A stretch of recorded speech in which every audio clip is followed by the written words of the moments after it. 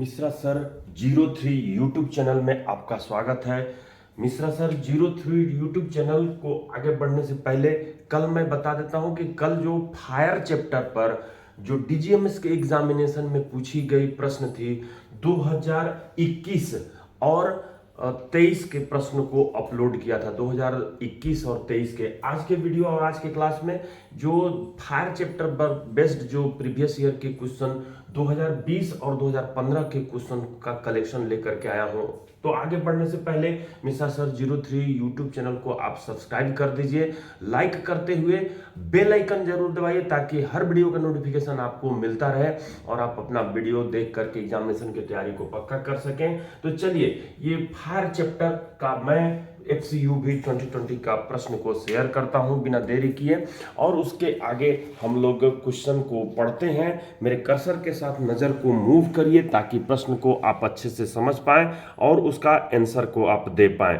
तो proper visibility के लिए मैं थोड़ा सा इसको सेट कर देता हूं। तो आपके स्क्रीन पर दिखाई दे रही है, ऊपर में लिखा हुआ है MCQ, मेरे कर्सर दिखाई दे रहा होगा आप, MCQ on fire previous year questions. तो ये मैं 2025-24 का मिश्रा सर 03 पर अपलोड कर दिया था, 2023 से 21 का मिश्रा सर माइनिंग क्लास के वीडियो पर अपलोड कर दिया। आज 2020 और 2015 के प्रश्न को लेकर के आया हूँ। तो यहाँ पर ये लिंक जो दिखाई दे रही है जो परसों रोज मैं अपलोड किया था 2025 और 2024 के फायर पर बेस्ट जो क्वेश्चंस थे उसका, और ये FCUB, SCUB, FCUB 2023 और 2021 का क्वेश्चंस का ये लिंक दिखाई दे रहा है। आज मैं FCUB 2020 और FMC 2015 के फायर चैप्टर पर जो बेस्ट क्वेश्चंस हैं उसके कलेक्शन को लेके आया हूँ, जिसका अभी वीडियो जो तैयार हो रहा है वो मैं लिंक यहाँ पर कट पेस्ट कर दूंगा। तो चलिए मैं आता हूँ 2020 के FCUB क्वेश्चंस को शेयर करता हूँ। तो आपके स्क्रीन पर ये देखिए ये आ गई है FCUB 2020 का क्वेश्चंस। मैं स्लाइड शो के तहत इसको बड़ा कर देता हूँ और उसका जो है हम लोग प्रश्न को पढ़ करके समझते हैं। तो FCUB 2020 का 9वां नंबर का प्रश्न चलिए पढ़ते हैं। मेरे कर्सर के साथ नज़र को मूव कीजिए।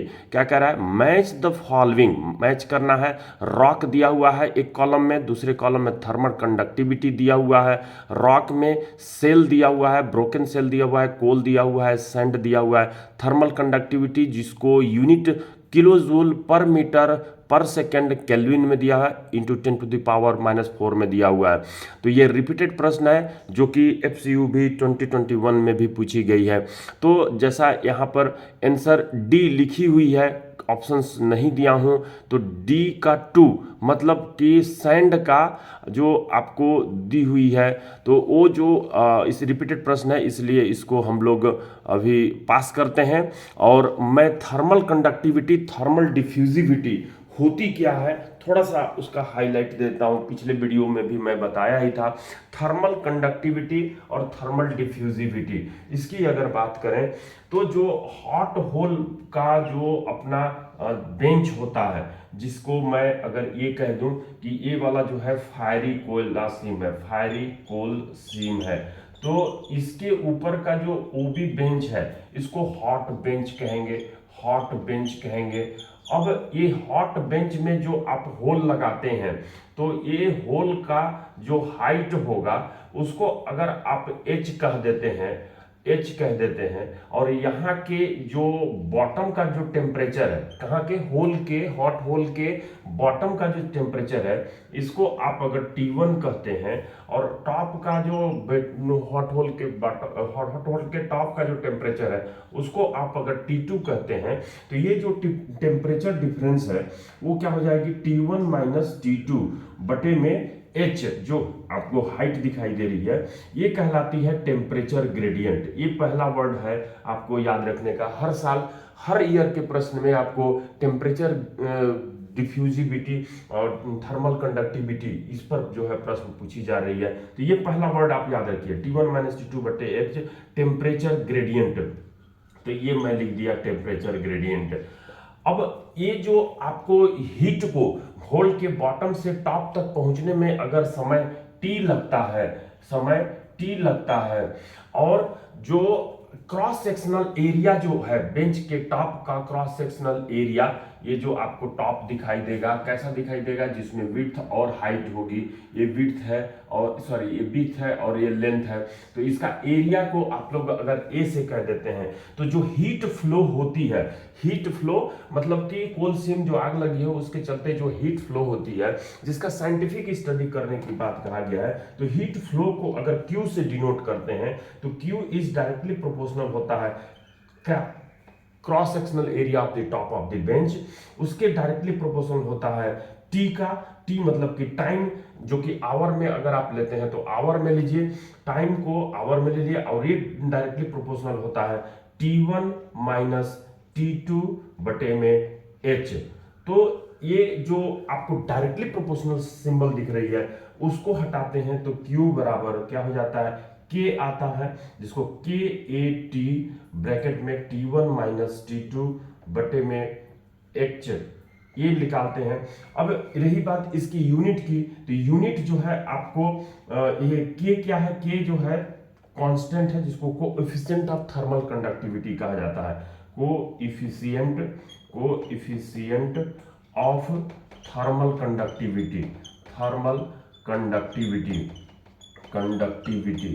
अब ये जो है आपको जो K की वैल्यू है उसको आप निकालेंगे तो K बराबर क्या हो जाएगा, Q बटे में ये AT यहाँ आ जाएगा और T1 माइनस T2 बटे में ये H हो जाएगा। तो ये जो है फॉर्मूला हो गई, किसका फॉर्मूला, थर्मल कंडक्टिविटी, जिसका वैल्यू दिया हुआ है। वैल्यू की ये बात करते हैं तो उसको आपको दिमाग में याद रखना पड़ेगा कि कोल का, सेल का, ब्रोकन सेल का, सैंड का कितना होता है।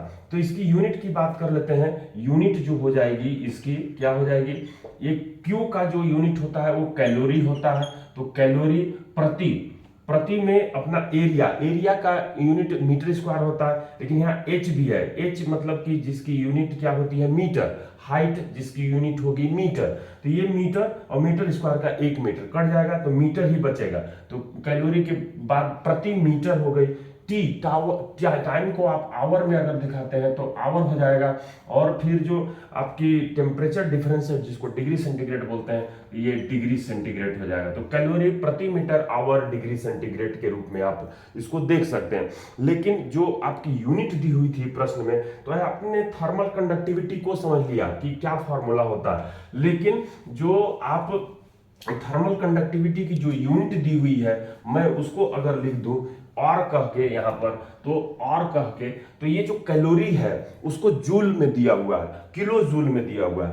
तो ये जो किलो जूल आप लिखेंगे, जैसे ये मैं निकाला अभी कैलोरी प्रति मीटर आवर डिग्री सेंटीग्रेड, इसको बदलना है किलो जूल में।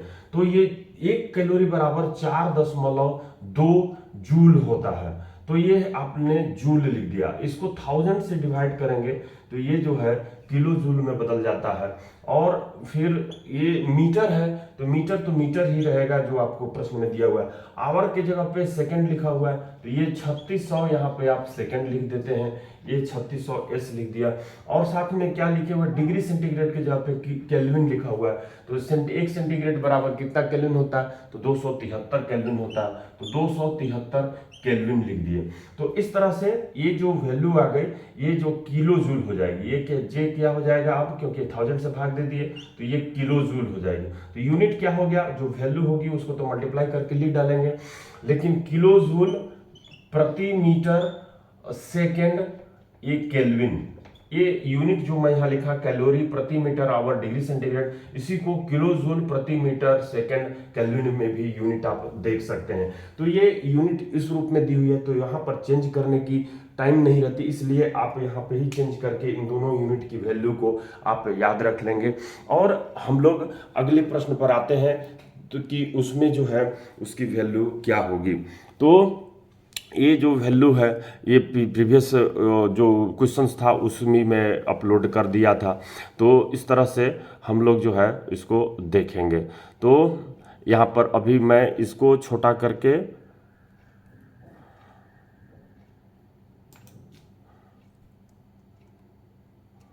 आंसर को डिलीट कर देता हूँ।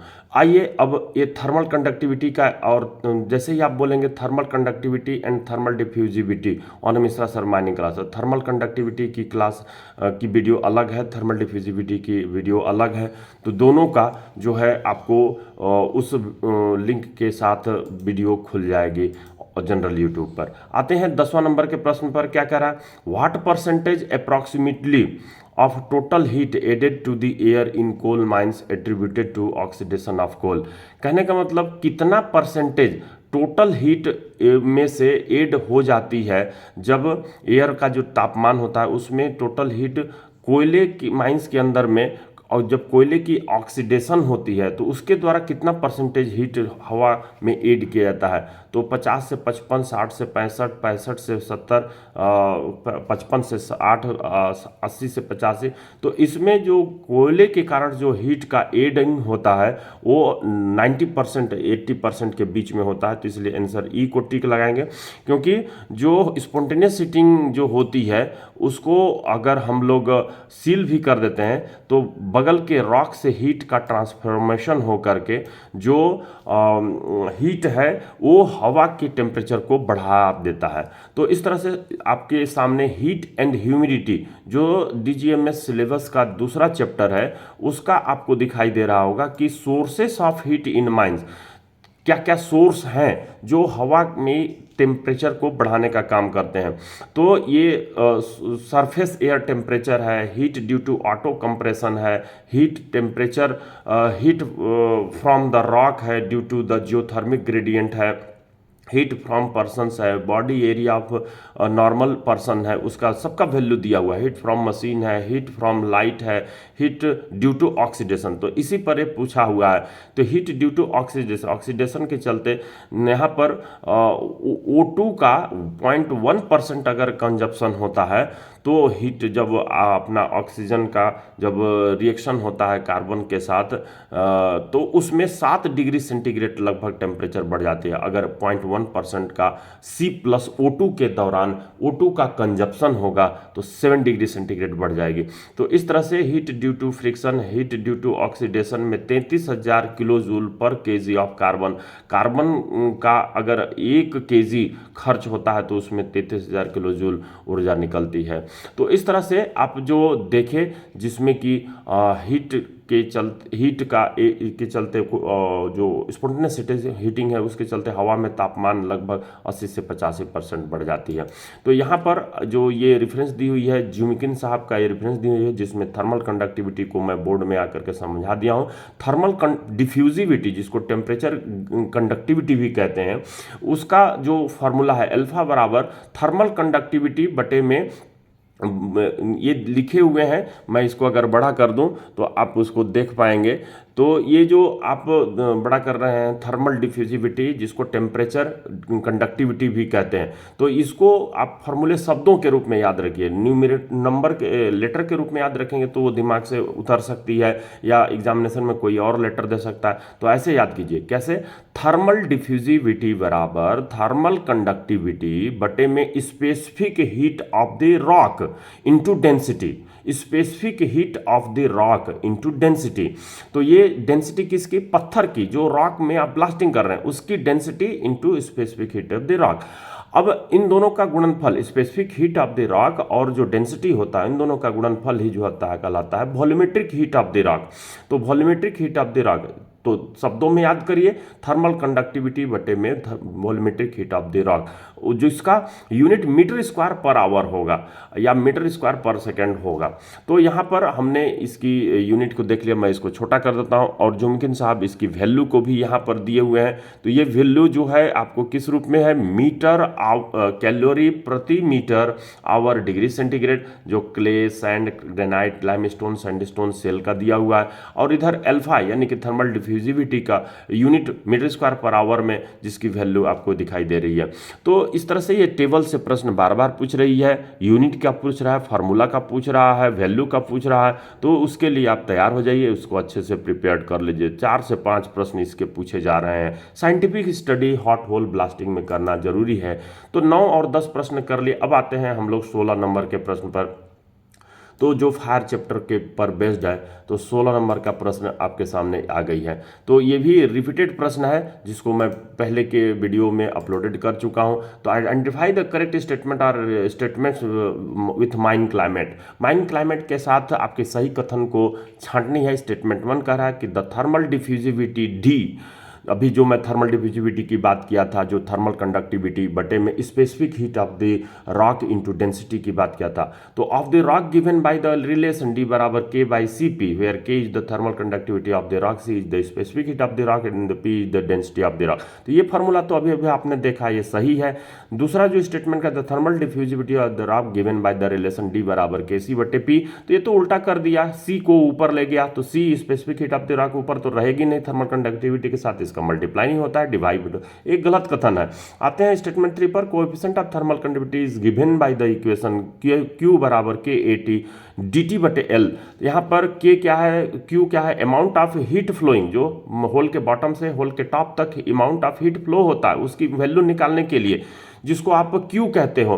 ए एरिया है, T टाइम है, dt टेम्परेचर डिफरेंस है, जिसको मैं बोर्ड पर T1 माइनस T2 कहा था। यहाँ L है, ये थिकनेस ऑफ द मटेरियल है, जिसको H मैं कहा था।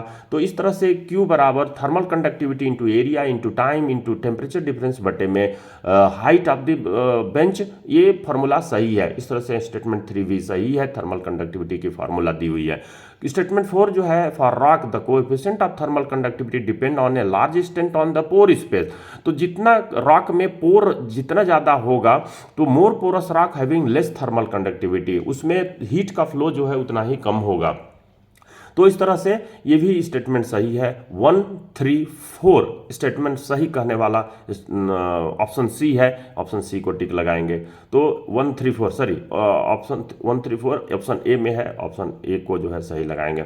आइए 17 नंबर के प्रश्न पर 17 नहीं, अपने को 20 पर आना है। तो 20 नंबर का प्रश्न जो है आ जाते हैं हम लोग। ये रहा 20 नंबर का प्रश्न स्क्रीन पर। तो आप 20 नंबर के प्रश्न जो कि प्री पेज की बात की गई है, तो प्री पेज में है, उस पर आते हैं। तो ये 20 नंबर का प्रश्न यहाँ पर नहीं है, तो ये शायद मैं दाएं बाएं कहीं किया हूँ। 19 नंबर, ये 19 नंबर दिख रही है। तो ये वही वैल्यू है जो थर्मल डिफ्यूजिविटी और थर्मल डिफ्यूजिविटी की वैल्यू, तो यही होगी। प्रीवियस ईयर की प्रश्न जो बोली गई है, थर्मल डिफ्यूजिविटी मतलब फार फॉर बेस्ड क्वेश्चंस है यहाँ पर। 20 लिखा हुआ है, लेकिन ये जो है 19 नंबर का प्रश्न दिखाई दे रहा है। रॉक थर्मल डिफ्यूजिविटी, यहाँ पर सेल का, ब्रोकन सेल का, कोल का, सैंड का, और ये थर्मल डिफ्यूजिविटी स्क्वायर मीटर पर सेकंड में 10⁻⁻7 की वैल्यू पर दी हुई है। तो ये जो आंसर है, ये सेल, ब्रोकन सेल, कोल, सैंड का, डायरेक्ट इसका आंसर को आप याद करके रखिए कि वैल्यू क्या है, जुमकिंस वाला वैल्यू या फिर यहाँ वाली वैल्यू, उसको जो है आप दिमाग में याद करके रखने का प्रयास कीजिए। चलिए, तो ये हो गई 19 नंबर का प्रश्न। और अब अपन आते हैं कितना नंबर के प्रश्न पर, 35 नंबर का प्रश्न। तो 35 पहुंच जाते हैं। तो ये 35 आ गई। तो 35 में क्या कह रहा है कि ए भी रिपीटेड प्रश्न है। A sample of return air from the district shows the following gas percentage. O2 दिया हुआ है, CO दिया हुआ है, CO भी जो है आपको मिल रही है रिटर्न में, CO2 दिया हुआ है, CH4 दिया हुआ है, NT दिया है। कैलकुलेट द CO2 प्रोड्यूस्ड बटे में ऑक्सीजन एब्जॉर्ब, कहने का मतलब CO2 प्रोड्यूस्ड बटे में ऑक्सीजन एब्जॉर्ब्ड निकालने के लिए कह रहा है।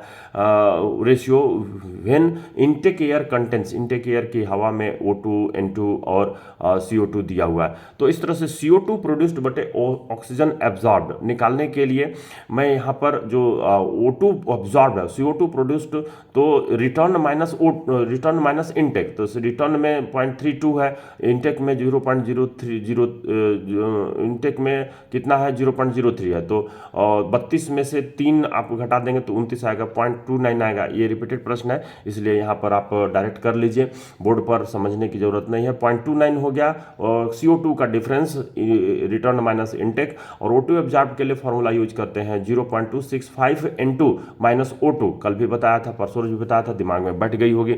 इस फॉर्मूला के तहत जब आप उसको कैलकुलेट करेंगे, N2 कितना है, N2 रिटर्न वाला ही लेंगे, ध्यान रखेंगे कि N2 रिटर्न वाला लेंगे, 78.74 है, उसको 0.265 से मल्टीप्लाई करके O2 की जो वैल्यू है जो कि 20.20 है उससे माइनस करेंगे तो ये 0.661 आएगी, जो कि 43.53 होगी। 43.53 ए के नियर अबाउट आंसर आपका ए नंबर है, तो ए नंबर पर जाएंगे। चलिए, ये आपने 35 नंबर का रिपीटेड प्रश्न कर लिया। आप 36 नंबर पर देखिए। इसी तरह से 36 नंबर प्रश्न, with the following sample was taken in the return of the suspicious fire area, find out the Graham's ratio two understand the status.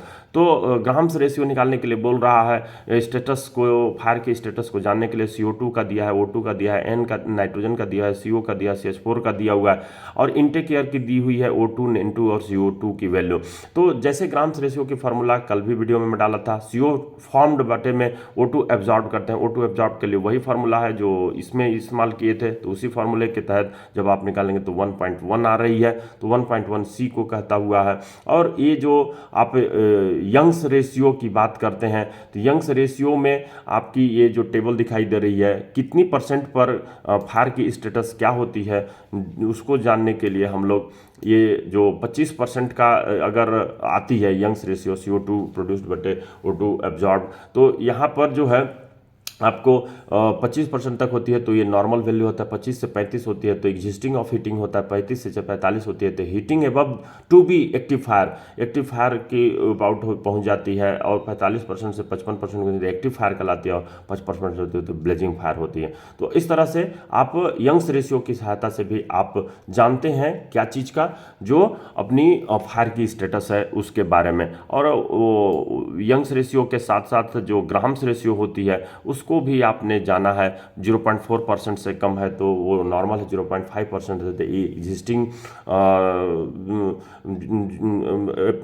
क्या 0.5% है तो आपको कहते हैं कि नेसेसिटी टू थेरोचेपक, 1% कहते हैं तो एग्जिस्टिंग ऑफ हीटिंग कहलाते हैं, 2% ही serious heating approaching to active fire होता है, 3% एबव होता है तो एक्टिव फायर कहलाता है, और 7% में ब्लेजिंग फायर होता है। तो चलिए, आप ये यंग्स रेशियो और ग्राहम्स रेशियो की वैल्यू को आप समझ लिए हैं। अगले प्रश्न पर आते हैं। 36 के बाद आपका 42 नंबर का प्रश्न है, तो 36 के बाद 42 नंबर में पहुंच जाते हैं, और ये 42 नंबर का प्रश्न रहा। चलिए, इसको स्लाइड शो के तहत मैं बड़ा कर देता हूं और आप प्रश्न को समझ जाएंगे। मेरे कर्सर के साथ नजर को मूव कीजिए। Identify the correct statement with regard to occasions when reversal of fan is usually restored. तो MMV जो सरफेस में बैठाते हैं उसको कब रिवर्स करनी है, एज ए इमरजेंसी ऑर्गेनाइजेशन जो सरफेस पर होते हैं, जिसका सुपीरियर ऑफिशियल जो कि प्रिंसिपल ऑफिशियल कहलाता है, वो सरफेस पर डिसीजन लेता है कि भाई पंखे को, MMV को, मेन मैकेनिकल वेंटिलेटर को रिवर्स करनी है कि नहीं। तो कब रिवर्स करनी है उसके लिए प्रश्न दिया हुआ है। Statement, when it is decide to reach an underground fire without having to pass through the intake. तो जो कह रहा है कि सत्य कथन छाटिए with regard to the occasion when reversal fan is usually restored to. तो रिवर्सल को हमको रिस्टोर करना है। तो यहाँ पर when it is desire to reach an underground fire, जब अंडरग्राउंड फायर होती है without having to pass through the smoke, बिना स्मोक का पास होने देना चाह रहे हैं उस रास्ते से। दूसरा कह रहा है कि when it is desired to choke a fire with its smoke, smoke के साथ उसको चॉक करना चाहते हैं क्या।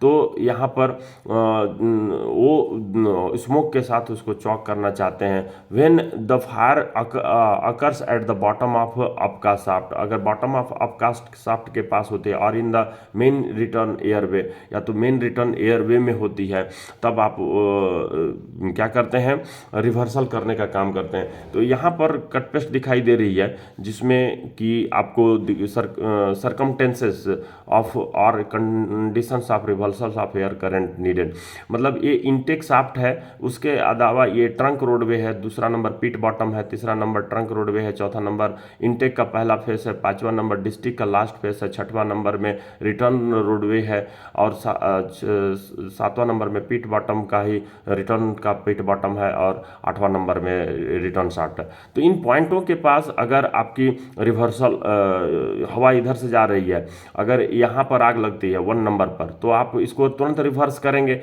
क्योंकि फेस के पास अधिकांशतः वर्कर होते हैं, यहाँ पर उनको प्रभावित करेगी आग। तो इसलिए इनटेक का 1 2 3 4 में आग लगती है तो तुरंत आप रिवर्स करने का काम करेंगे। लेकिन 5 6 7 8 के पास आग लगती है तो रिटर्न में कम आदमी रहता है, नहीं के बराबर रहता है, अधिकांशतः फेस के पास और इनटेक में रहता है। तो इस तरह से 5 6 7 8 की जगह पर आग लगती है तो रिवर्सल करने का तुरंत आप डिसीजन ले लेते हैं। तो इस तरह से स्टेटमेंट 1 ए दी हुई है, ए को आप टिक लगाएंगे, आगे की ओर बढ़ते हैं, जो कि आपका 42 के बाद 64 नंबर का प्रश्न है। तो 64 नंबर का प्रश्न पर मैं आता हूं। 64 नंबर का, तो ये 64 नंबर का प्रश्न मैं पहुंचता हूं सीधे स्क्रॉल करके, तो ये 61 आ गई है और ये जो है 64 है। देखिए अब यहाँ पे match the following with respect to the Graham's ratio, Graham's ratio के संबंध में ये मैच करने के लिए कह रहा है। एक्टिव फायर कितना कहते हैं, तो ग्राम्स रेशियो में 3% या उससे अधिक होती है तो एक्टिव फायर कहते हैं। तो ए का 5 कहता हुआ यहाँ पर सी नंबर है, तो ये वह ए कट गया, बी कट गया, तो इस तरह से सी को आप टिक लगाएंगे। पहले भी इसको कर नेसेसिटी फॉर चेकअप कब करते हैं, 0.5% पर करते हैं। एग्जिस्टिंग ऑफ फायर कितना पर करते हैं, spontaneous heating approaching to active fire 2% पर करते हैं।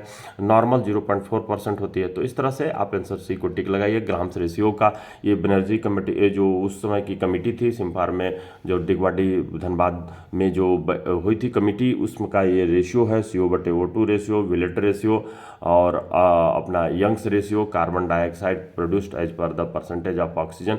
तो इस तरह की ये जो रेशियो है उसके आधार पर ये प्रश्न हो गए। 64 के बाद आते हैं 85 नंबर। तो 85 नंबर पहुंचते हैं हम लोग, नीचे में लिंक दी हुई है, fire ratio on Mishra sir mining class कहेंगे तो आपको वो पूरा रेशियो जितनी दी हुई है वो सभी खुल जाएगा।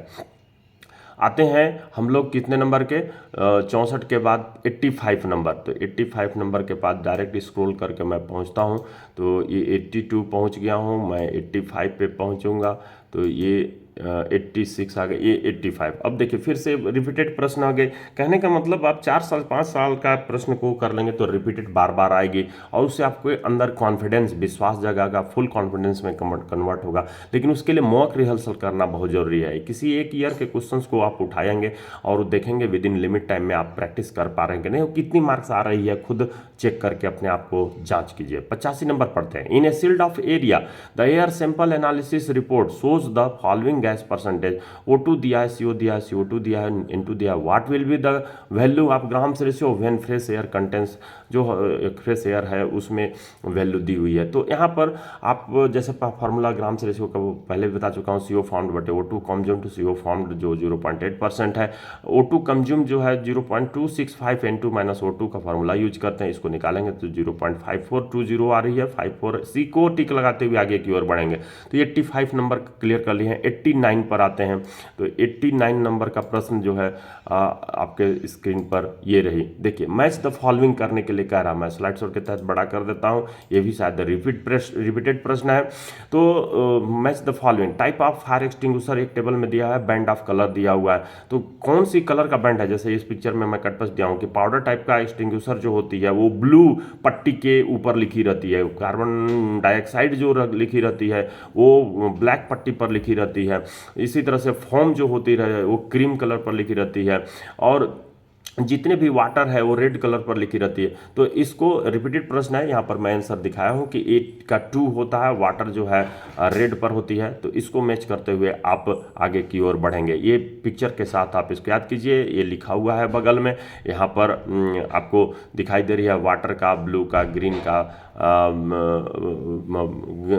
क्रीम का फॉर्म ब्लैक दिखाई दे रही है, येलो दिखाई दे रही है केमिकल का।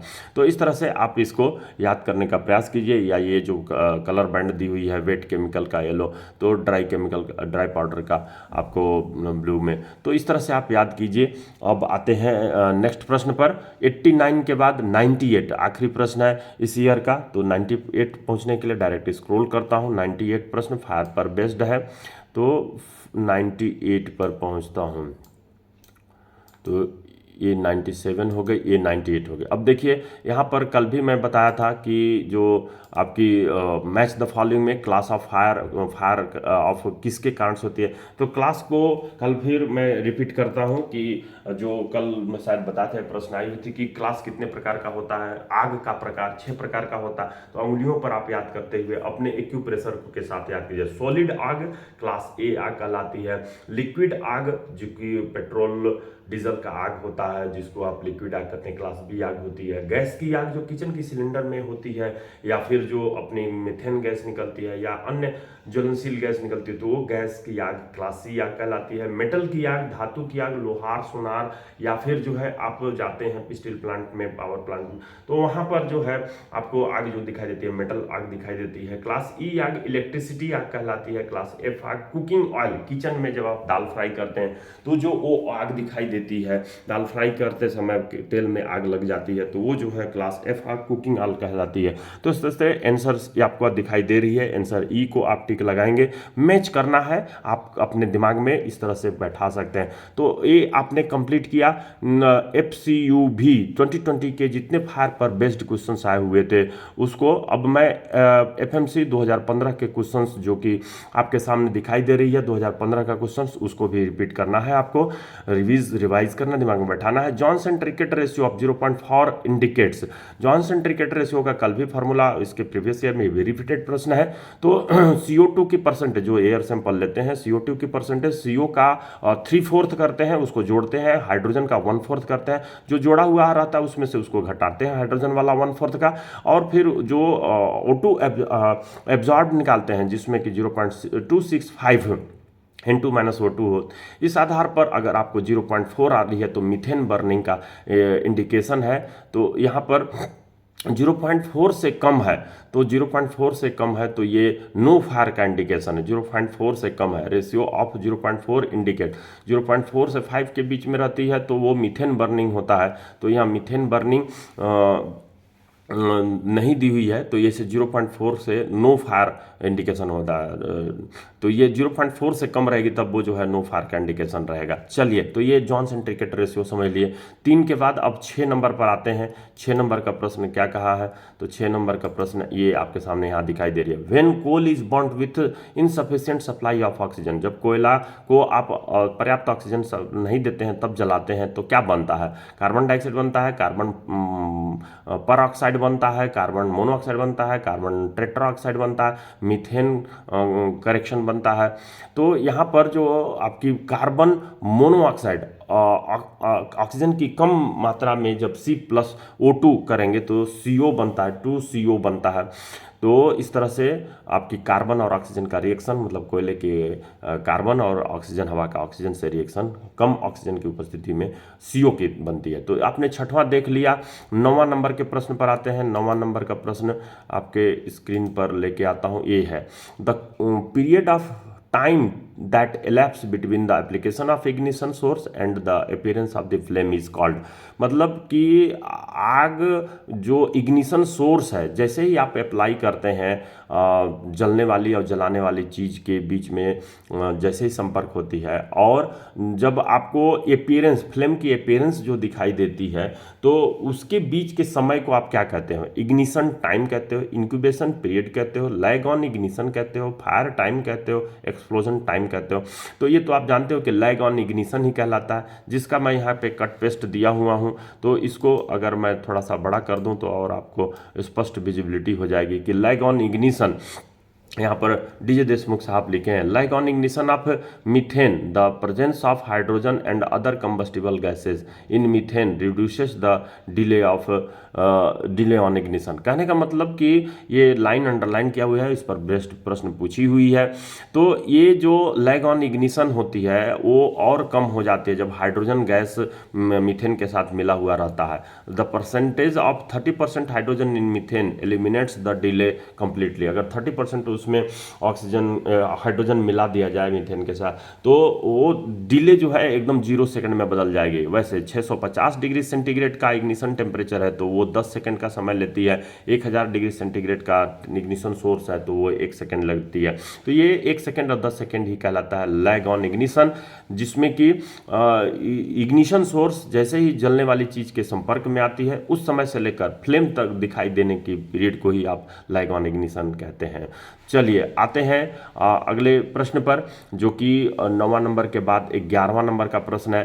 तो ये 11वां नंबर के प्रश्न आपके सामने पर आ गई। Which why nitrogen flushing is done in mines, nitrogen flushing mines में क्यों की जाती है? ऑप्शन ए कह रहा है to increase the percentage of nitrogen, remove CO from the sealed off area, to reduce the percentage of oxygen in the area, to remove improve ventilation of a mine. तो यहाँ पर आप oxygen के percentage को घटाना चाहते हैं ताकि आग ऑक्सीजन विदाउट ऑक्सीजन का धीरे धीरे बुझ जाए। तो इस तरह से आप पिक्चर में देख रहे हैं कि नाइट्रोजन का फ्लशिंग किया जा रहा है। तो ऑप्शन 3 को टिक लगाएंगे। 11 नंबर के बाद सीधे आते हैं 39 नंबर 39 नंबर के प्रश्न पर। तो 39 नंबर का प्रश्न ये मैं पहुंचता हूं स्क्रॉल करके डायरेक्ट। ये क्लासेस चल रही है मिश्रा सर माइनिंग क्लासेस का, जिसमें कि स्पेशल कोर्स भी जो है चालू होने वाली है 15-15 दिन का। तो एग्जामिनेशन की तैयारी उसके तहत भी आप कर सकते हैं। बाकी winning and working, ventilation, legislation, ओवरमैन machinery का क्लासेस चल रही है। हम लोग आ रहे हैं कौन सी नंबर 39 नंबर का प्रश्न। तो ये 33 आपको दिखाई दे रही है, 39 पर आते हैं। तो ये 39 आ गई। देखिए 1 kg of methane on complete combustion produces, जो मैं टेबल दिखाया था जिसमें मेरे हाथों से लिखी हुई कट पेस्ट था मेरे नोट्स का, तो उसमें जो आपको दिखाई दे रही है कि मीथेन जब 1 kg जलती है पूरी तरह से तो कितना किलो जूल हीट निकलती है। तो ये देखिए what given in the problem, amount of heat produced by the complete combustion of 1 kg of methane. तो मास ऑफ मीथेन 1 kg है, कैलोरीफिक वैल्यू ऑफ मीथेन जो है 55.5 मेगाजूल पर केजी होता है, या फिर 55,500 किलो जूल पर केजी होता है। तो 55,500 किलो जूल पर केजी, ये किलो जूल पर केजी, यानी 1 kg मीथेन में 55,500 किलो जूल एनर्जी निकलती है कंप्लीट कंबस्शन पर। तो आप आंसर 4 को टिक लगाएंगे।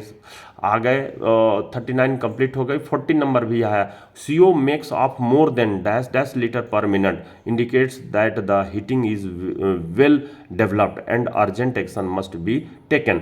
मतलब CO कितना परसेंट लीटर पर मिनट से अधिक हो जाएगी, मोर देन कितना से अधिक हो जाएगी, लीटर पर मिनट में पूछा है।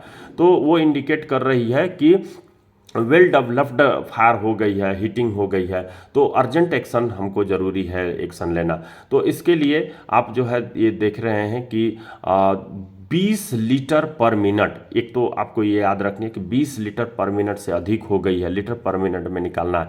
तो हीटिंग इज वेल डेवलप्ड 2% ग्राम से रेशियोन पर होता है।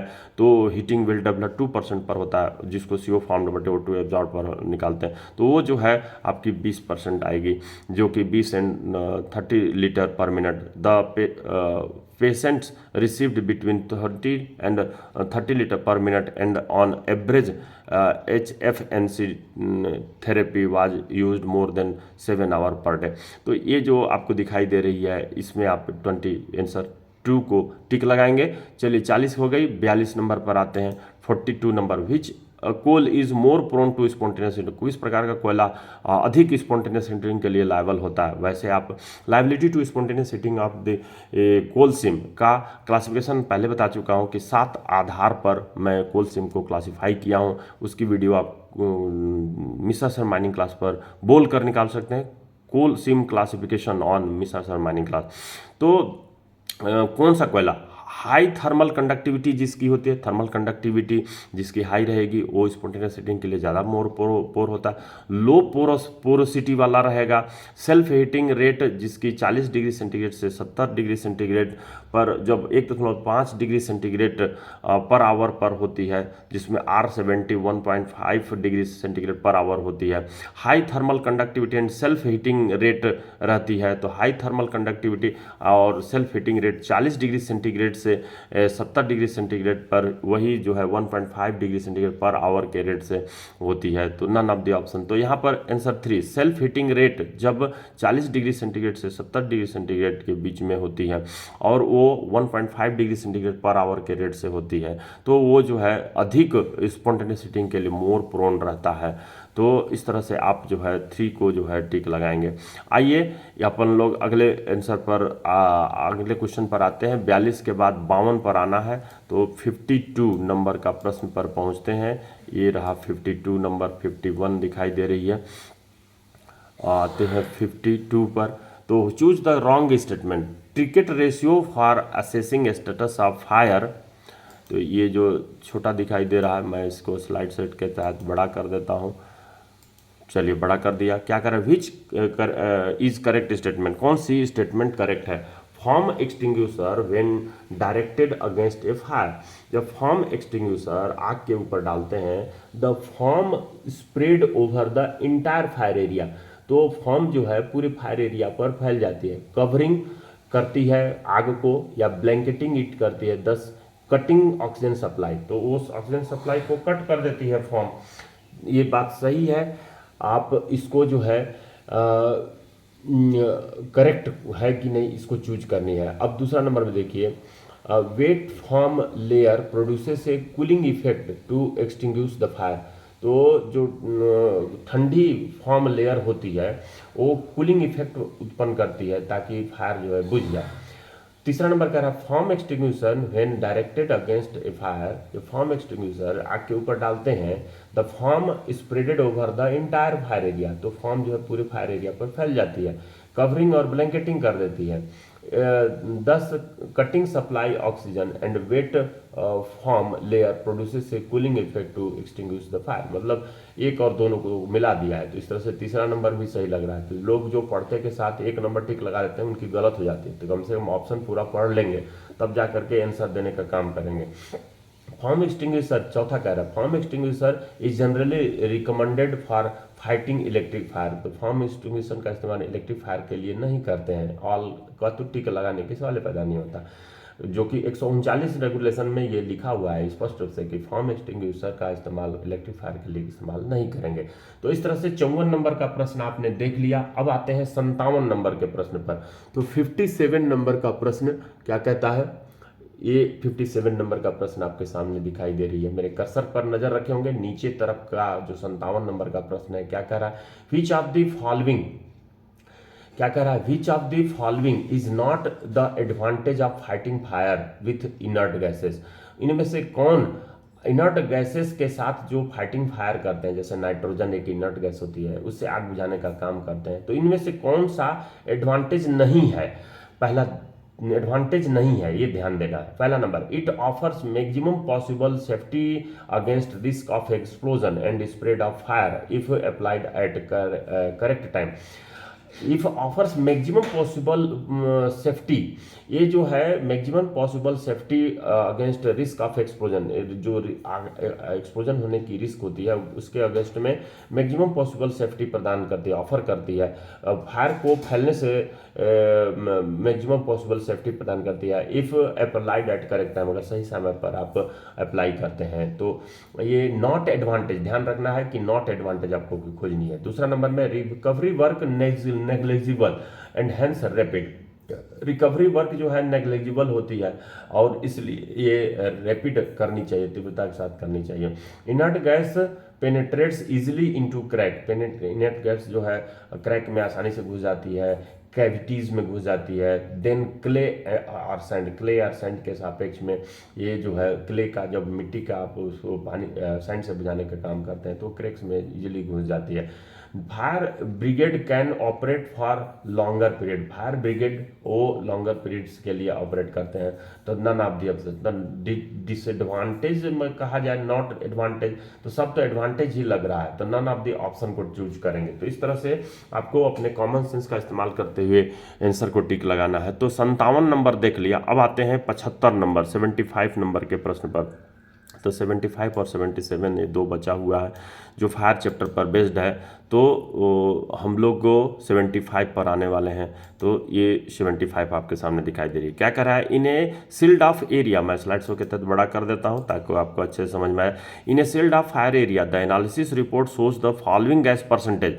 O2 दिया हुआ है, CO दिया है, CO2 दिया है, N2 दिया है, ग्राम से रेट निकालना है। तो यहाँ पर आप प्रैक्टिस कर सकते हैं, रिपीटेड प्रश्न है, फॉर्मूला आपको याद होगी। तो इस तरह से 75 नंबर कंप्लीट ग्राम से रेशियो पर है। अब आते हैं 77 नंबर के प्रश्न पर। तो ये 77 नंबर का प्रश्न, fire extinguishing index. Fire extinguishing index किसको कहा जाता है? Intensity of inert gas injection rate to reduce oxygen from a level of 21 से 2% in a sealed off area. कहने का मतलब फायर एक्सटिंग्विशिंग इंडेक्स, आग बुझाने का इंडेक्स किसको कहते हैं?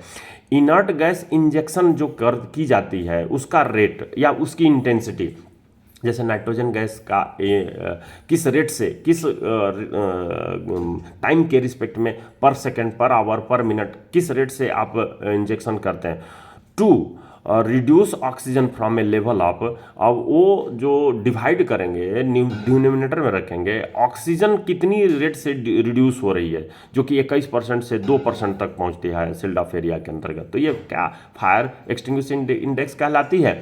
दूसरा देखिए, the ratio of total injection of inert gas in cubic metre to the time in hour of requires to fill the sealed off volume. कहने का मतलब कि जो आपने सील्ड ऑफ एरिया में टोटल इनर्ट गैस को इंजेक्शन की दिया डाला है, तो वो क्यूबिक मीटर में कितनी है, और बटे में जो जाएगी time in hours to require fill the sealed air off area. पूरी सील्ड एरिया को फिल करने के लिए टाइम कितनी लगती है, तो क्यूबिक मीटर बटे में टाइम फॉर फिलिंग, उसको हम लोग कहते हैं फायर एक्सटिंग्विशिंग इंडेक्स। यही राइट आंसर है। दूसरा नंबर को आप टिक लगाएंगे। इस तरह से 77 नंबर की प्रश्न कंप्लीट होती है। आप जो है और दो ऑप्शन पढ़ करके देख सकते हैं। लेकिन हम लोग कल की जो क्लास होगी जिसमें कि मैं जो वेंटिलेशन चैप्टर जो वेंटिलेशन सब्जेक्ट के अलावा जो फायर चैप्टर लेजिस्लेशन में भी पूछी जाती है और आपका ओवरमैन में भी पूछी जाती है और आपका सेकंड क्लास में भी पूछी जाती है, तो इस फायर चैप्टर पर बेस्ड जो कल की क्लास होगी उसमें मैं प्रीवियस ईयर का जो क्वेश्चंस है बचा हुआ उसको लेकर के आऊँगा, उसको भी करके आप जो है कंप्लीट करिए। और मिश्रा सर 03 यूट्यूब चैनल को अगर सब्सक्राइब नहीं किए हैं तो सब्सक्राइब कीजिए, बेल आइकन दबाइए ताकि हर वीडियो का नोटिफिकेशन आपको हर दिन मिलता रहे और इस वीडियो की सीरीज को देख करके आप अपनी स्टडी को पक्का कर सकें, एग्जामिनेशन को पास करके दिखाएं और सर्टिफिकेट गेन करके दिखाएं। फ्रेंड्स, कल फिर से मिलते हैं अगले ईयर के प्रश्न को लेकर के। Thank you.